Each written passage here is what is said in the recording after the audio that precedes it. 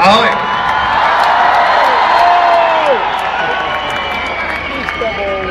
Rádi vás vidíme. Tu bola taká zamotaná situácia okolo koncertu v Ostrave. Ja to vysvetlím hneď pre tých, ktorí to nevedia. Pôvodne sme chceli hrať v Chess Arene, čo je tuto niekde cez ulicu. Tým smerom myslím.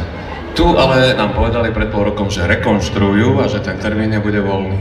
Tak sme to dali do Sarezy, tu sme vypredali asi za mesiac a pol a nebolo inde kde hrať, takže sme to museli dať sem a modlili sme sa, aby Pán Božko bol na nás dobrý a myslím, že trošku je zimšie, ale nejak.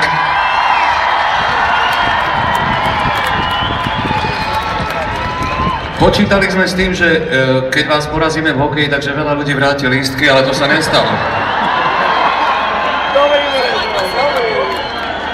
To sa našťastie nestalo, sme rozumné národy, ja som to vždy hovoril.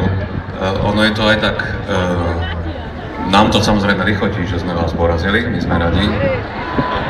Sme predsa len Slováci, 10 rokov ste nám nakladali do prdele, tak raz to nezaškodí. Aj tak je to výborné, že medzi tromi mužstvami na svete je aj Česko, aj Slovensko, že?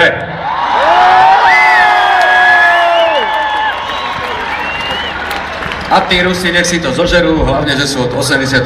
v prdeli. Tak. Zahráme vám pár pesničiek, ktoré budete poznať, zahráme vám aj také, ktoré sme vytiahli trošku zo starších dosiek. A dúfam, že sa dobre zabavíte, keby vám náhodou niekomu bolo veľká zima. Tuto je niekde čaj s rumom, tak vám podám.